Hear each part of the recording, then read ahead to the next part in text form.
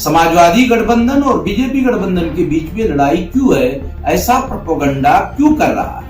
अरे 31% से आप 41% के अगेंस्ट में जीत कैसे जाओ? देश के साथ गठबंधन में भी तो आप जा सकते हैं। अगर हम सेमीफाइनल में उत्तर प्रदेश में बीजेपी को नहीं हरवाते हैं तो 2024 में फाइनल में बीजेपी को हरवाना संभव नहीं होगा। मुख्यमंत्री पद आपका 60% सीटा। मैंने अखिलेश जी को ये भी कहा, उनके कहने पर उनके जाति बिरादरी के लोग वोट आपको दे देंगे समाजवादी को। शिवपाल यादव से भी तो आपकी ट्रेनिंग थी, वो तो चलेगा अखिलेश के साथ। बीजेपी को हरवाना पहला लक्ष्य है। मकसद क्या है आपका? ऑल इंडिया में हर जगह ओवैसी साहब ही रहेंगे ये जरूरी नहीं है। 10 फरवरी तक ये हो जाएगा कि हमारे और बीजेपी के गठबंधन में ही टक्कर। हमारे पास कहां से आदमी आएगा? अलग से आकाश से थोड़ी टपकेगा। और मायावती ने 3 बार ऐलान किया रैलियां करने का, मगर एक बार भी रैली करने की हिम्मत नहीं कर सकी। यूपी चुनाव में क्या होगा? पूरे देश की नजर यूपी चुनाव पर है और बामन मिश्राम आप सब जानते हैं, किसी परिचय के मोहताज नहीं है। आरएसएस के पैरेलल अगर इस देश में कोई संगठन है जो उसके आइडियोलॉजी को काउंटर कर रहा है तो वो वाम सेफ है और उसको लीड कर रहे हैं बामन मिश्राम। अब वो एक पॉलिटिकल मोर्चे की तरफ तब्दील होता दिख रहा है और 3 बड़े चेहरे हैं उसमें। एक तो ओवैसी साहब हैं, बाबू सिंह कुशवाहा हैं, पूर्व यूपी के बड़े मंत्री रहे, और बामन मिश्राम खुद हैं। नेशनल दस्तक पर आपने दर्जनों वीडियो देखा होगा, वर्चुअल रैलियां की उन्होंने, रैली कर रहे हैं। इससे पहले लगभग खासकर पूर्वांचल में और इटावा में भी उनकी रैली हुई थी, सहारनपुर में भी उन्होंने वर्चुअल रैली की है, तो कई दर्जन रैली भी वो कर चुके हैं। क्या होगा? कई तरह की उम्मीद कयास लगाया जा रहा है। लोगों को लग रहा है कि बहुजन एकजुटता की बात हो तो रही है, लेकिन क्या एससी एसटी ओबीसी माइनॉरिटी के वोटों में टूट पड़ रही है और इसका सीधा सीधा फायदा बीजेपी को होगा? लोग कह रहे हैं कि आखिर ये लोग सबसे बड़ा जो मुझे सवाल लोग पूछते हैं कि सब लोग एक मंच पर क्यों नहीं आ रहे हैं। तो मैं लगातार कोशिश कर रहा हूं कि जितने एससी एसटी ओबीसी माइनॉरिटी की लीडरशिप वाली पार्टियां हैं, संगठन है, उनसे यही सवाल जानूं कि आखिर दिक्कत कहां रह जा रही है। क्या एस्टैब्लिश पॉलिटिकल जो पार्टियां हैं वो नए लोगों को मौका नहीं दे रही है, और नतीजा क्या होगा? क्या बिहार में जिस तरह से तेजस्वी यादव अटक गए थे, लटक गए थे, क्या अखिलेश यादव के लिए भी मुश्किल होने वाली है? सर, एक बड़ा सवाल है जो लोग कह रहे हैं, आपके लोग बहुजन चेतना फैला रहे हैं, वही लोग कह रहे हैं कि हमारे नेता एक मंच पर क्यों नहीं आते हैं और वोट में बंटवारा हो रहा है। तमाम समाज के अंदर निष्क्रिय लोग हैं जो घर बैठे ये चाहते हैं कि बहुत सारा परिवर्तन हो जाना चाहिए। ऐसे घर में बैठे बैठे लोग सोचते रहते हैं कि सारे नेता इकट्ठा क्यों नहीं आते, ताकि हम जैसे निष्क्रिय लोगों को कुछ भी करना ना पड़े और परिवर्तन भी हो जाए और हमें कुछ करना ना पड़े। ऐसे बहुत सारे नालायक लोग हैं जो ऐसा ज्यादा सोचते रहते हैं। मतलब लेकिन फोन कर लेते हैं। अब सोशल मीडिया में और फोन करने का जो मामला है उसके लिए कौन सी मेहनत लगती है?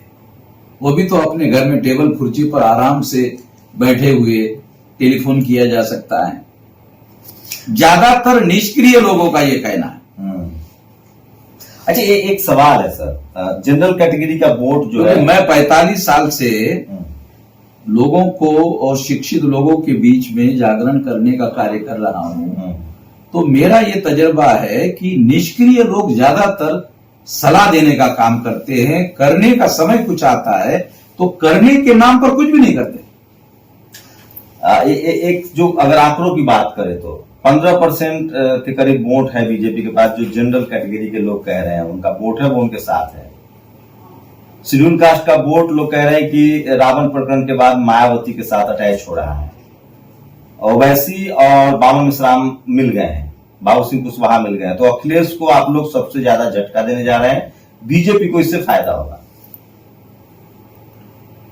अब बीजेपी को फायदा हो रहा है या नुकसान हो रहा है, इस बात को ध्यान में रखते हुए हमने ये परिवर्तन मोर्चा नहीं बनाया। हमने परिवर्तन मोर्चा परिवर्तन करने के लिए बनाया है। तो परिवर्तन एक दिन में हो जाएगा या एक चुनाव में हो जाएगा, ऐसा तो नहीं कहा जा सकता। और लोग ऐसा कहते हैं कि इसको झटका लगेगा, उसको झटका लगेगा।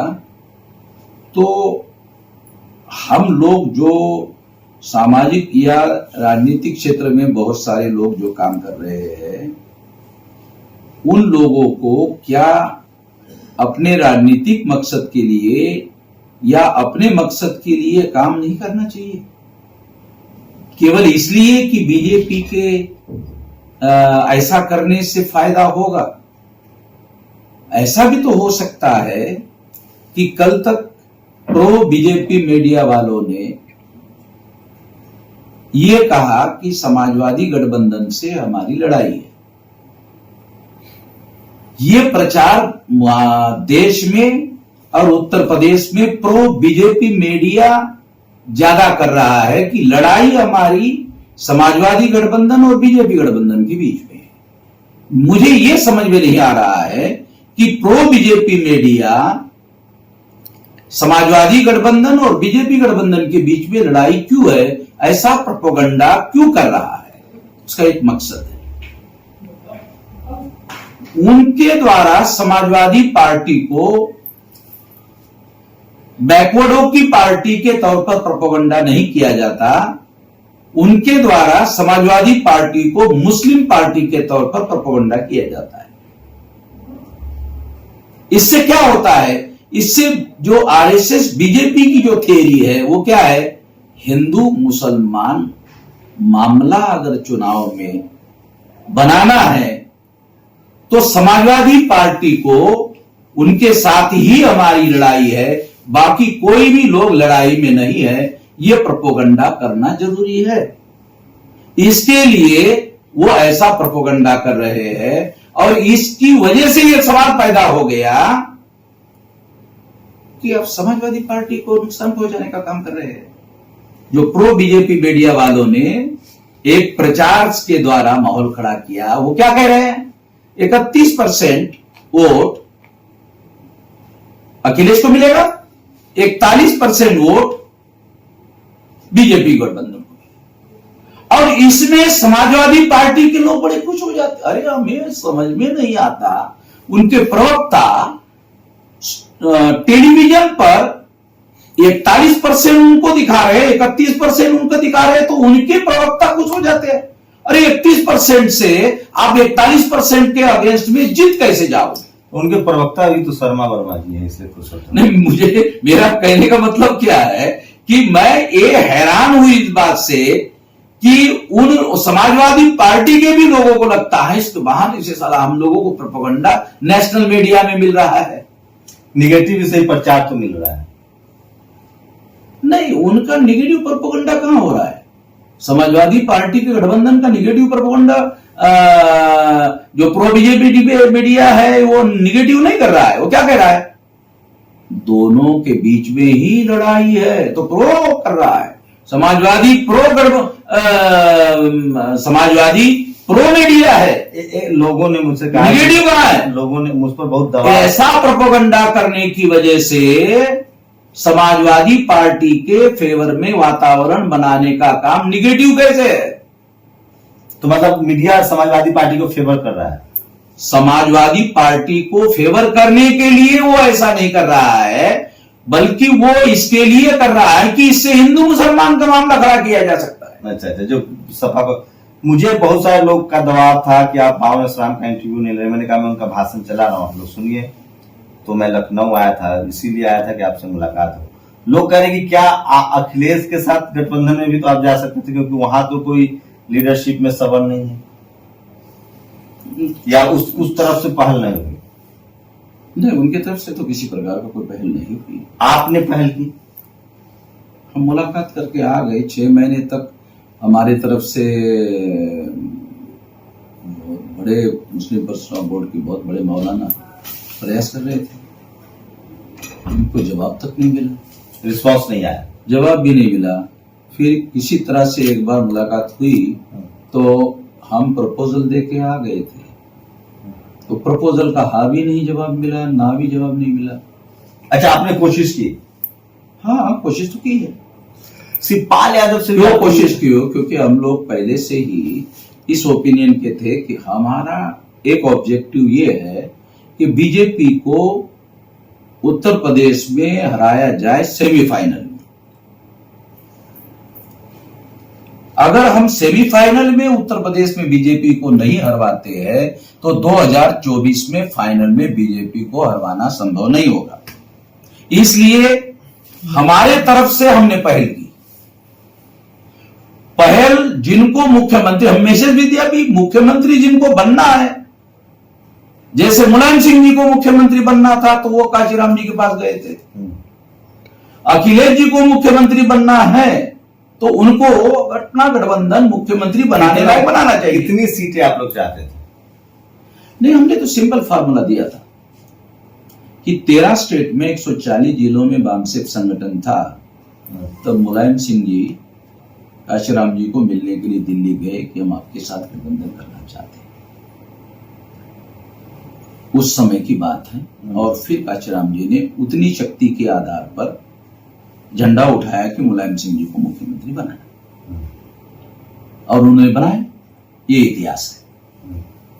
अभी हमने उनको कहा कि अभी हमारे पास 31 राज्यों में 567 जिलों में 4000 से ज्यादा तहसीलों में 22,000 से ज्यादा ब्लॉक में और 1.5 लाख से ज्यादा गांवों में हमारा संगठन देशव्यापी पैदा हुआ है। अब हम वही झंडा उठाना चाहते हैं अखिलेश को मुख्यमंत्री बनाने। और वो जो झंडा उठाना चाहते हैं, उस समय काशीराम जी और आपके पिताश्री के बीच में जो फार्मूला गठबंधन का बना था उसको ओपन कर दिया जाए, दोबारा ओपन कर दिया जाए। यदि 2 राज्य स्तर का प्रभाव रखने वाले दल यदि इकट्ठा आ जाते हैं तो दूसरे दिन सील हो जाएगा मुख्यमंत्री पद बीजेपी के विरोध में।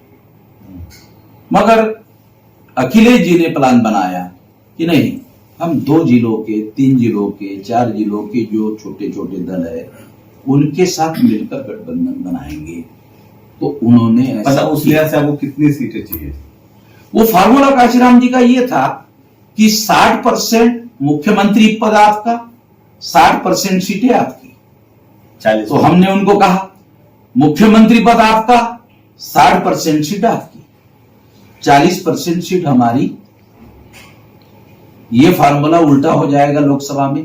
60% लोकसभा की सीटें हमारी, 40% आपकी। और जैसे ही ये गठबंधन हो जाएगा दूसरे दिन मुख्यमंत्री पद सील हो जाएगा। आपका मुख्यमंत्री बनाने का झंडा लेकर सारे यूपी में मैं घूमूंगा। Non Yadav vote Samajwadi party के कहने पर समाजवादी को वोट देने के लिए तैयार नहीं है। इसी का फायदा बीजेपी ने उठाया, इसी का फायदा अभी भी उठाने की कोशिश कर रहे हैं। मैंने अखिलेश जी को यह भी कहा कि जिन छोटे दलों के लोगों को आपने अपने साथ लिया, मुझे एक सवाल का जवाब दो। उनके कहने पर उनके जाति बिरादरी के लोग वोट आपको दे देंगे समाजवादी को। ऐसा कोई भूतकाल में हुआ है क्या? और किस आधार पर गारंटी आपको दे रहे हो कि उनके कहने पर आपको वोट मिल जाएंगे? हमारे पास वामसेप ने भारत के इतिहास में राजनीति को ट्रांसफरेबल वोट का सिद्धांत दिया है, और भारत की राजनीति इस बात को स्वीकार करती है कि हम अपने वोट 100% ट्रांसफर करते हैं। सर अगर इतिहास है कि नहीं? हाँ, वो तो मैं समझ रहा हूँ। SC ST OBC का वोट नेता के साथ ट्रांसफर होता है। आप लोग अगर मान लीजिए अखिलेश ने रिस्पॉन्ड नहीं किया तो रावण, मायावती और ओवैसी में राम भी तो एक हो सकते थे। अब क्या है, हम राम और रावण के झंझट में नहीं फंसना चाहते हैं। ये झंझट से ही तो मुक्त होना चाहते हैं। राम के झंझट से भी मुक्त होना चाहते हैं, रावण के भी झंझट से मुक्त होना चाहते हैं।